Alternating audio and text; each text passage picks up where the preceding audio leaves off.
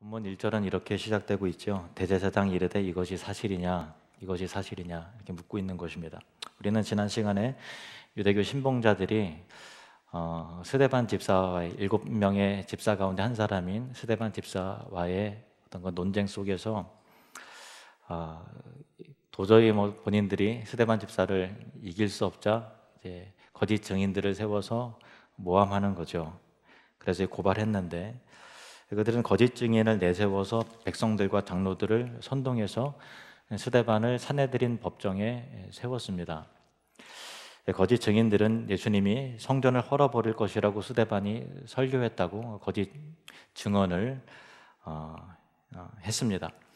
그런데 유대인들에게서는 성전이라고 한 것은 굉장히 신성시되어서 거의 하나님과 동일한 수준으로 생각할 정도로 엄청난 의미와 가치를 성전에 부여를 하고 있거든요.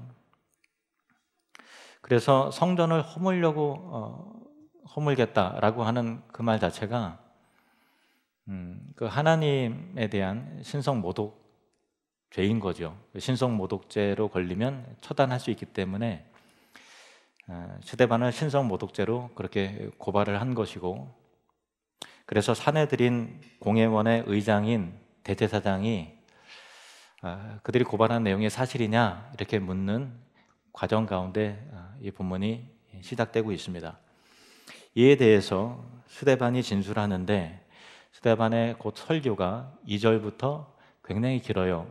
53절까지 굉장히 큰 지면을 할애해서 스데반 집사의 설교가 소개가 되는데, 사도행전은 여러 편의 설교가 등장해요. 베드로의 그 첫 번째 설교, 두 번째 설교, 또 스데반 집사의 설교, 또 사도 바울의 또 여러 편의 설교가 있는데, 그 중에서 스데반 집사의 이 설교가 가장 큰 지면을 할애해요.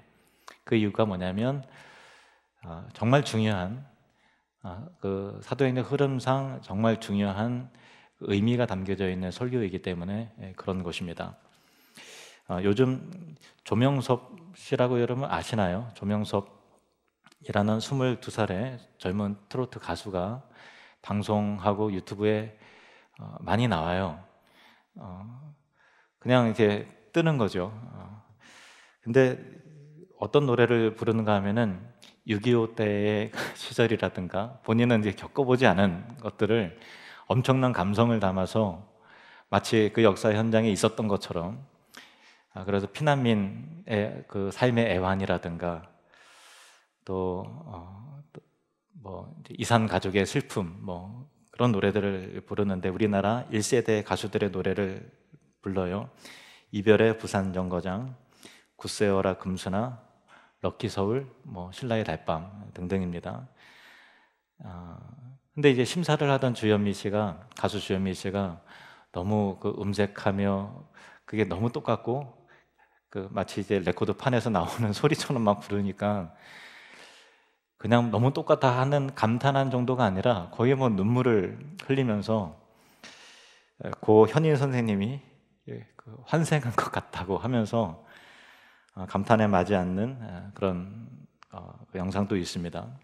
근데 많은 대중이 조명섭이라는 젊은 가수에 열광하고 있는데, 이 트로트 문화 연구가가 이러한 그 현상, 팬덤 현상에 대해서 이렇게 말을 하는 것을 들었습니다. 조명섭 노래엔 역사성이 있다.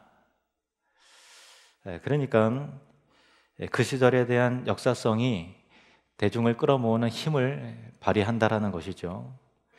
역사는 부정할 수 없는 사실이고 그 사실에 대해서 공감하고 이해하고 수긍이 되는 것인데, 역사를 말하는 것은 굉장한 설득력이 있어요. 그래서 이 스데반 집사의 설교는 여러분들이 이미 다 알고 있는 조상들에 대한 열거가 쭉 나오는데, 그 역사죠, 역사. 그 역사를 말하고 있기 때문에 유대인들에게 부정할 수 없는 어떤 설득력보다, 어떤 논리보다 더 강력한 메시지가 그들에게 꽂히도록 하게 하는 그런 이스라엘의 역사를 담아서 간략하게 임팩트 있게 그렇게 설교를 하는 거예요. 스데반은 본문 우리가 읽은 10절까지는 아브라함과 또 이삭과 야곱과 요셉을 열거를 하고, 그리고 10절 이후에는 모세와 또 아론과 여호수아와 또 다윗과 솔로몬에 이르는, 그래서 이 이스라엘의 역사 속에서 9명이나 되는 신앙의 그 위대한 사람들을 등장을 시키는 거죠. 그런데 왜 스데반은 역사 속의 신앙 선조들에 대해서 언급했을까? 그러니까 의장 대제사장이 질문하는 내용은 그것이 사실이냐, 이 말인즉슨 예루살렘 성전을 헐려한 것이 사실이냐, 이건 정말 신성모독이다, 이런 논리로 따지는 건 아닙니까? 그런데 스데반이 언급한 9명 가운데 가장 마지막 인물인 솔로몬을 제외하고 유대인들이 그렇게 좋아하고 정말 훌륭한 신앙이라고 일컫는 다른 인물들은 성전 이전의 사람들이기 때문에 한 번도 예루살렘 성전을 본 적도 경험한 적도 없었던 그런 인물들이다 라는데, 이 스데반 집사의 설교의 포인트가 거기에 실려 있는 것입니다. 즉 하나님께서는 인간이 하나님을 위해서 성전을 건축하기 이전부터 구원을 계획하시고 사람을 택하셔서 구속의 역사를 만들어 오신 하나님이시다라는 얘기를 이 역사를 통해서 그들에게 말하고 싶었던 것입니다. 하나님께서는 아브라함을 이곳 예루살렘이 있는 이스라엘 땅이 아니라 저 멀리 메소포타미아에서 있던 아브라함에게 나타나셔서 그를 부르셨다는 것입니다. 형제들의 시기심으로 이집트, 곧 애굽의 종으로 팔려간 요셉을 가나안 땅의 총리로 세운 것이 아니라 이집트의 총리로 세우신 하나님이시다라는 것입니다. 80 노인의 나이에 양치기에 불과하던 모세를 여기에서 부르신 것이 아니라 미디안 광야에서 그를 부르셔서 출애굽의 지도자로 세우셨다라는 것입니다. 400년 동안 억압 속에 노예살이하던 이스라엘 백성을 이집트에서 해방시키시고 40년간 신의 광야에서 그들과 함께 하신 하나님이시라는 것입니다. 요단강을 건너서 약속의 땅에 가나안 땅으로 입성하는 그 여호수아와 동행해 주셨다는 것이고, 베들레헴의 목동이었던 다윗을 그곳에서 왕으로 세우신 하나님이시라는 것입니다. 이 모든 일은 예루살렘 성전 건축의 이전에 되었던 구속의 역사다라는 이야기입니다. 한마디로 말해서 예루살렘 성전이 세워지기도 전에 메소포타미아에서, 이집트에서, 미디안 광야에서, 시내 광야에서, 그리고 가나안 땅에서 하나님께서는 원근 각처에서 무소부재하신 하나님으로 당신의 영광을 드러내시고 그의 택하신 성도를 부르셔서 하나님의 백성으로 삼으시고 구속의 일들을 진행시켜 내신 그런 역사를 이끌고 계시는, 무소부재하신, 여기에도 계시지만 저기에도 계시고 지금 여기에 우리와 함께 하시는 그런 하나님이시라는 것입니다. 다시 말해서 유대인들이 절대시하는 성전이라는 건물이 중요한 것이 아니라 정작 중요한 분은 무소부재하신 영광의 하나님, 구속의 역사를 만들어 가시는 지금 여기 계신 하나님이시라는 것입니다. 유대인의 모함과 대제사장의 질문에 그렇다, 아니다 라고 말하는 대신에 그 전국을 찌르는 참 스데반의 지혜로운 답변이자 구원의 역사가 담긴 대단한 설교였던 것이죠. 그러면 스데반 이 설교의 내용을 차근차근 좀 살펴보도록 하겠습니다. 먼저 2절입니다. 같이 읽으시겠습니다. 시작. 스데반이 이르되 여러분 부형들이여 들으소서. 우리 조상 아브라함이 하란에 있기 전 메소포타미아에 있을 때 영광의 하나님이 그에게 보여. 아멘. 부형들이여 라는 것은요, 형제들이여, 또 아버지들이여 라는 거예요. 그러니까 사내들인 공회원들의 어떤 연륜과 또 위치를 존중히 여기는 마음으로 그렇게 부르는 호칭인 것이죠. 하나님이 아브라함에게 어디에서 어떻게 나타나시는가 하면은 메소포타미아에서 나타나셨어요. 메소포타미아가 어딘가 하면 지금 이란과 이라크가 있는 그 땅이죠. 아브라함이 이란, 이라크가 있는 그 땅에서 살았다는 거예요. 하나님께서는 거기서 나타나셔서 아브라함을 부르신 거죠. 그러니까 하나님은 이스라엘의 하나님이시지만 이스라엘에만 있는 하나님 아니시다라는 것이 복음의 첫 시작부터 등장하고 있지 않습니까? 이 부분은 이제 구약 성경 여호수아서에 좀 자세히 언급이 됐는데, 세대반의 설교는 그 여호수아에서 나온 이 본문을 근거로 하고 있는 거예요. 여호수아 24장 2절 3절 말씀. 여호수아가 모든 백성에게 이르되 이스라엘의 하나님 여호와께서 이같이 말씀하시기를 옛적에 너희의 조상들 곧 아브라함의 아버지 나홀의 아버지 데라가 강 저쪽에 거주하여, 메소포타미아죠. 강 저쪽에 거주하여 다른 신들을 섬겼으나 내가 너희의 조상 아브라함을 각 저쪽에서 이끌어내어 가나안 온 땅에 두루 행하게 하고 그의 씨를 번성하게 하려고 그에게 이삭을 주었으며. 아멘. 그러니까 아브라함의 아버지 데라는 이란 이라크가 있는 이 메소포타미아에서 당연히 하나님을 모르니까 그쪽에 가나안 우상을 섬겼을 거 아니에요. 아주 적극적으로 섬기는 사람이었던 것 같습니다. 그러니까 그 시대에 그 집안에 또 그 당시에 모든 사람들의 영향을, 문화와 종교적 영향을 아브라함이 당연히 받죠. 그러니까 아브라함도 당연히 하나님을 알지도 못하고 또 찾을 수도 없고 또 부를 수도 없는 사람이었습니다. 근데 하나님께서 아브라함이 하나님을 찾기도 전에, 알기도 전에 그에게 먼저 나타나셨다. 그리고 그를 부르셨다. 그리고 그를 이 땅으로 인도해내셨다라는 것입니다. 이어서 3절 4절 말씀을 보시면 이르시되 내 고향과 친척을 떠나 내가 내게 보일 땅으로 가라. 보일 땅으로 가라. 하나님이 아브라함에게 말씀하셨죠. 4절 아브라함이 갈대아 사람의 땅을 떠나 하란에 거하다가 그의 아버지가 죽음에 하나님이 그를 거기서 너희 지금 사는 이 땅으로 옮기셨느니라. 여기에 이 아브라함의 이동 경로의 주체가 누군가요? 아브라함인가요? 하나님인가요?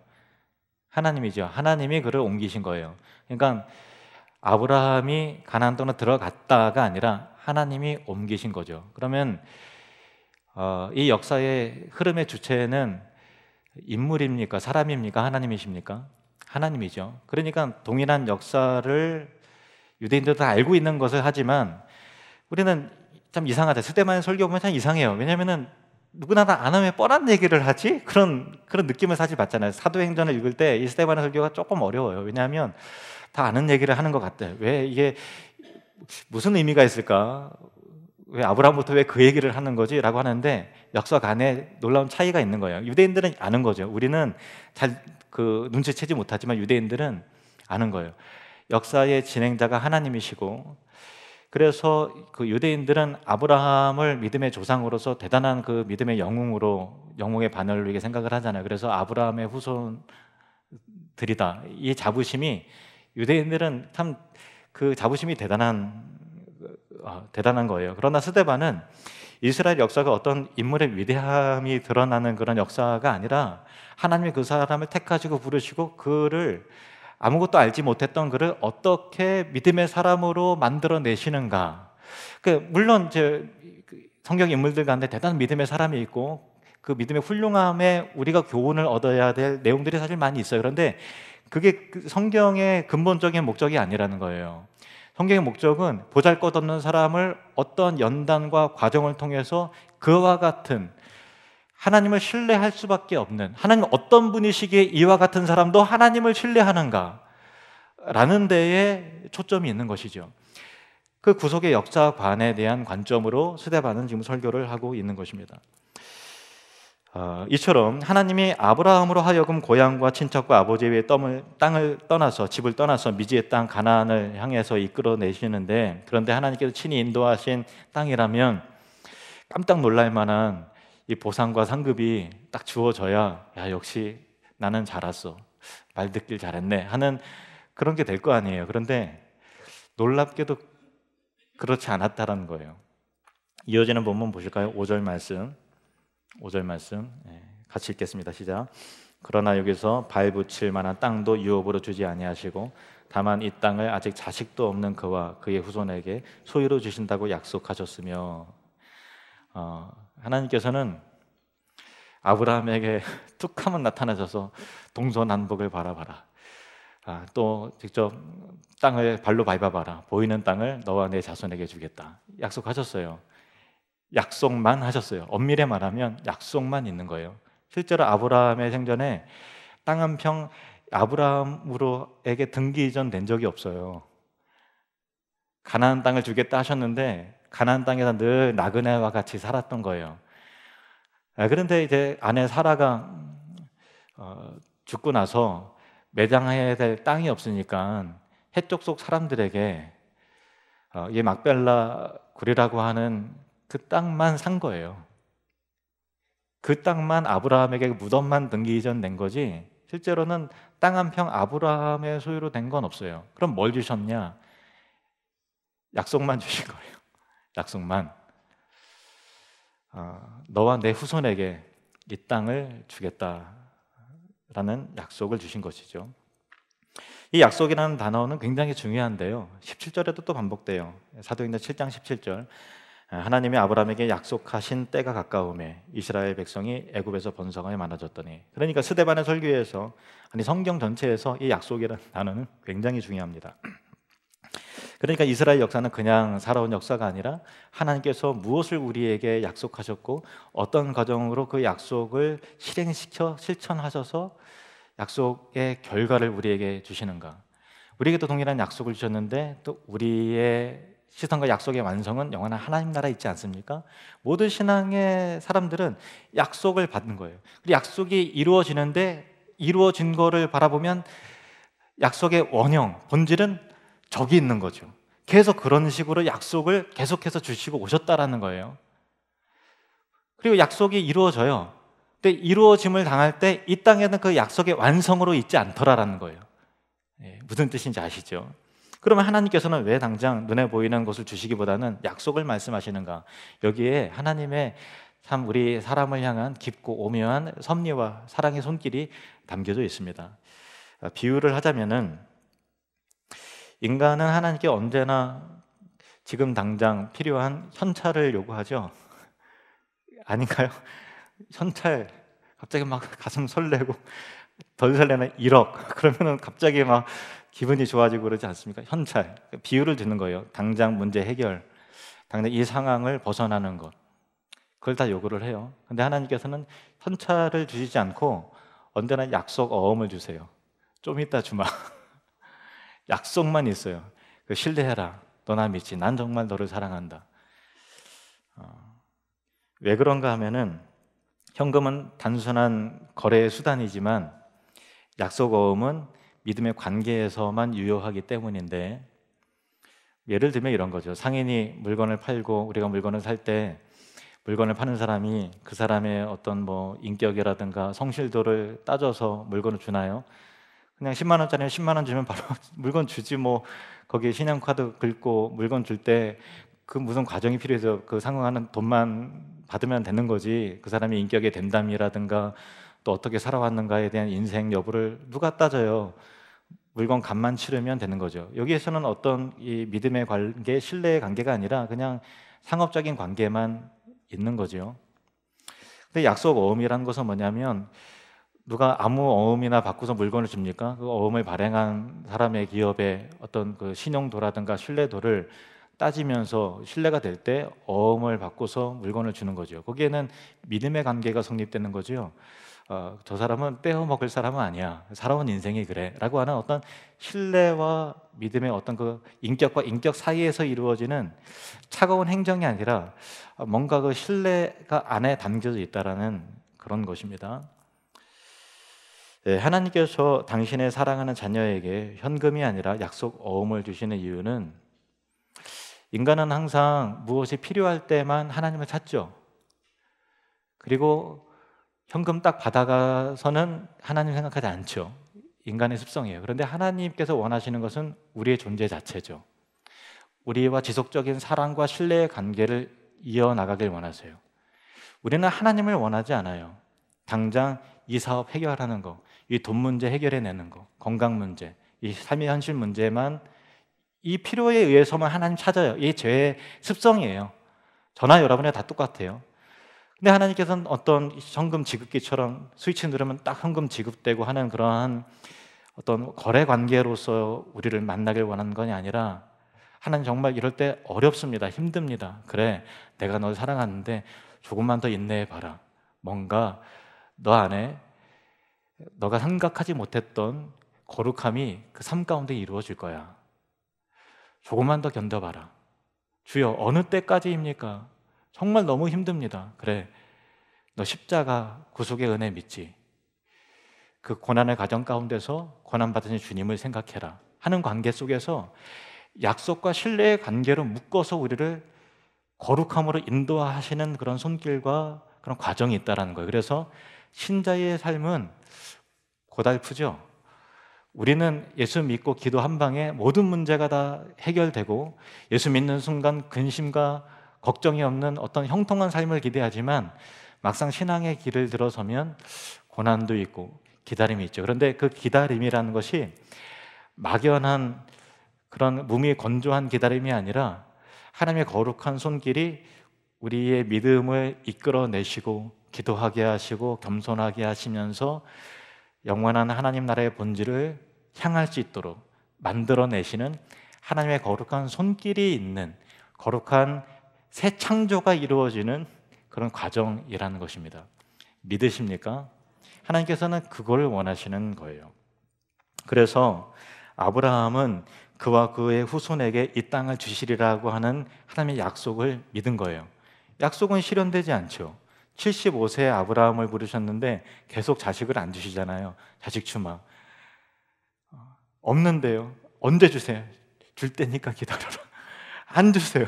10년이 지나도 20년이 지나도 약속만 유효한 거예요. 100세에 하나님께서 드디어 주신 것이죠. 그 과정 가운데 아브라함 믿음은 한결같았나요? 여러분 성경에 봤을 때 절대 요지부동하지 않고 난 믿습니다. 할렐루야. 항상 이랬습니까? 그러지 않아요. 의심하고 회의하고 삐지고 돌아서면서 연약하고 그러나 믿고 하는 하나님의 관계 속에서 믿음의 어떤 성격과 형상이 만들어져 가지 않습니까? 연약해지기도 하고 의심하기도 하고 흔들리기도 하고 실패하기도 하면서, 그런데 하나님과의 그 관계 속에서의 형성된 그 믿음의 크기와 상관없는 그 믿음의 본질을 하나님께서 귀하게 여기시고 그 믿음을 아브라함의 의로 여겨주셨다. 이 창세기 15장에 있는 내용이에요. 갈라디아서 3장 6절에서 8절 말씀을 보시면 아브라함이 하나님을 믿음에, 이 믿음에라고 하는 것은 한 단어로 지금 설명되고 있지만 인생에 담겨져 있는 거예요. 수많은 좌절과 연단이 담겨져 있는 단어입니다. 믿음에 그것을 그에게 의로 정하셨다 함과 같으니라. 그런즉 믿음으로 말미암는 자들은, 거기에도 여러 가지 우리의 삶이 담겨져 있죠. 믿음으로 말미암는 자들은 아브라함의 자손인 줄 알지어다. 8절은 같이 읽겠습니다. 시작. 또 하나님이 이방을 믿음으로 말미암아 의로 정하실 것을 성경이 미리 알고 먼저 아브라함에게 복음을 전하되 모든 이방인이 너로 말미암아 복을 받으리라 하였느니라. 아멘. 잘 보세요. 8절을 보면 하나님이 아브라함에게 뭘 전해요? 복음을 전했다.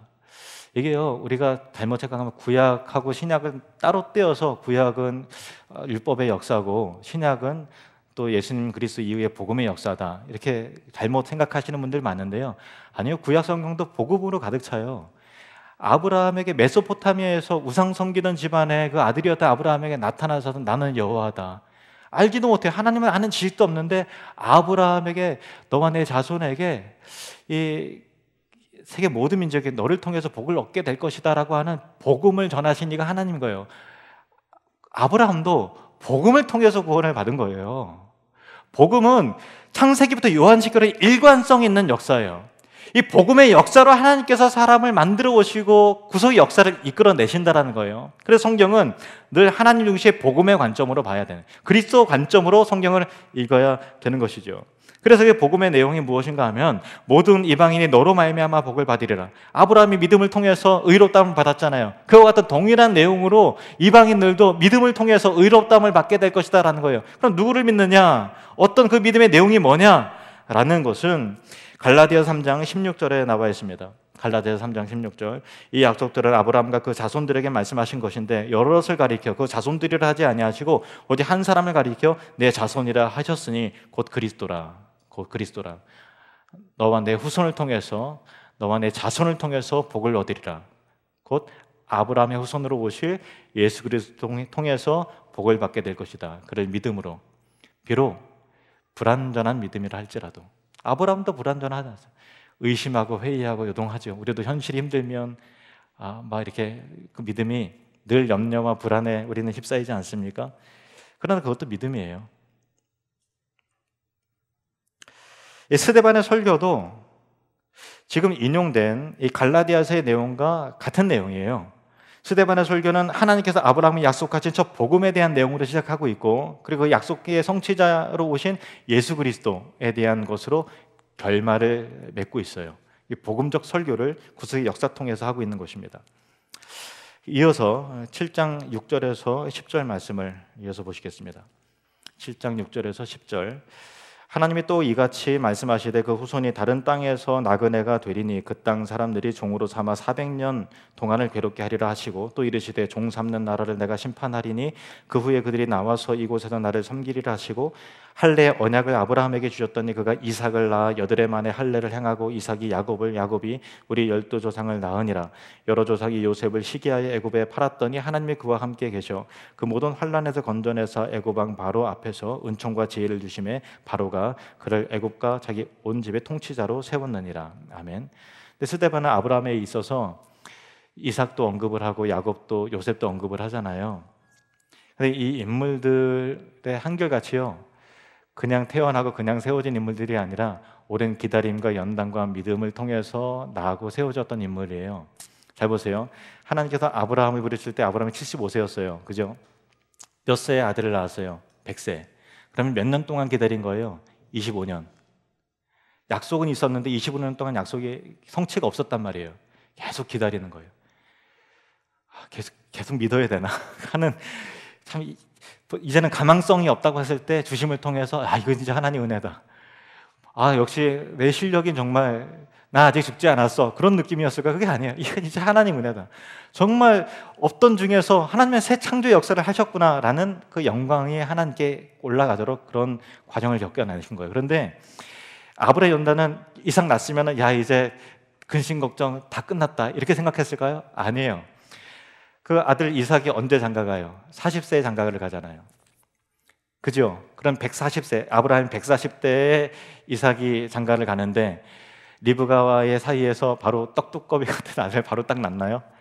몇 년 동안 자식이 없는지 아세요? 몇 년 동안 자식이 없어요? 20년 동안 자식이 없어요. 그러면 이 이삭이 자식이 없었던 거는 리브가와 이삭에게도 큰 고통이고 어려움이지만, 그 당시에 아브라함이 몇 세에 죽었는지 아세요? 175세.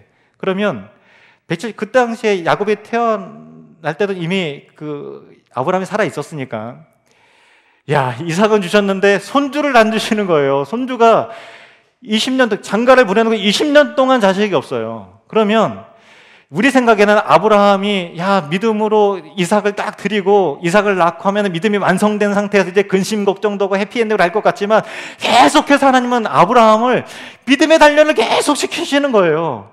이삭을 얻었는데 손주가 없는 거예요. 손주가 없어요. 160세에 비로소, 그리고 이삭의 나이 60세에 비로소 야곱을 얻게 되는 것입니다. 이게 구속의 역사예요. 하나님은 끝까지 주마, 언제입니까? 견뎌라. 나의 말씀을 신뢰하고 나의 인격과 내가 너를 사랑한 그 사랑을 계속해서 신뢰해라 라는 그런 것을 통해서 하나님의 관계가 성취 이후에는 우리는 입 딱 닫아버리고 등 돌리는 인간들인 걸 아는 거예요. 하나님 계속해서 하나님과의 그 사랑의 관계와 신뢰의 관계를 계속해서 하나님께 지고 가세요. 그럼을 통해서 하나님의 신실하심을 결국은 입증을 시키시죠. 우리 안에 감사와 찬송을 얻어내시는 거예요. 영원하신 하나님, 약속을 반드시 성취하신 하나님, 우리가 기대했던 것보다 원하는 것보다 더 본질적인 것을 허락하시는 언약과 축복의 하나님이심을, 그 찬송과 영광을 얻어내시더라. 그것이 바로 성경의 역사인 것입니다. 그 증손자 요셉이 하나님의 뜻에 의해서 애굽의 국무총리가 되기 위해서는 애굽에서 13년간의 종살이와 감옥살이를 하는 것입니다. 그 이후에 총리가 되었죠. 요셉의 초청으로 애굽에 이주한 아브라함의 후손들은 400년간의 노예 생활을 하는 거예요. 얼마나 고달퍼요. 그 400년 이후에 비로소 내가 너희 땅에 주노라 했던 그 가나안 땅이 비로소 이스라엘의 땅이 되었다고요. 그냥 얻어진 것이 아니라 고난과 연단과 인내의 삶을 통해서 하나님 경외하고 하나님 찾는 법을 가르친 다음에 비로소 주시더라는 거예요. 근데 가나안 땅에 왔을 때 약속이 실현됐지만 그러나 그 가운데 진정한 가나안은 이 땅이 아니더라, 영원한 하나님 나라더라 라는 것을 계속 약속을 주시는 거예요. 계속해서 바라봐야 될 것을 바라보게 하시는 거죠. 그게 바로 믿음인 거예요. 영원한 것을 향하는 시선, 고난 가운데서도 끝까지 하나님을 신뢰하는 믿음의 인내에서 나를 다듬어 가시는 거룩하신 하나님의 손길을 통해서 내 안에 불순물이 제거가 되고 더러운 찢기가 제거가 되면서 정금과 같이 주님의 앞에 나오게 되리라 라고 하는 이 하나님의 말씀의 실현이 우리의 연단 가운데 이루어지는 것이죠. 그 기다림은 아프고 어려울 때가 있지만 그러나 같이 있습니다. 여러분 잘 이겨내시고 믿음의 연단을 꼭 잘 받으시기를 바랍니다. 그래서 하나님께서는 이스라엘 백성이 약속의 땅인 가나안을 유업으로 이어받는 하나님의 선민이 될 수 있게끔 그들을 새로이 빚어주시기 위해서 그들에게 현금이 아닌 믿음의 약속의 어음을 주셨던 것입니다. 부도수표 주신 게 아니에요. 약속의 어음, 반드시 실행되는 약속의 어음이에요. 그러나 지금 당장은 아닌 거죠. 그러나 여러분이 기도하고 어려울 때 하나님께서는 현찰을 딱딱 주시길 원하지만 그러나 우리는 그렇게 바로 문제가 해결되고 고난과 근심이 없으면 절대 하나님 안 찾는 거 아시잖아요. 여러분도 아시죠? 그 문제 없으면 내가 겸손해지지 않는 거 아시죠?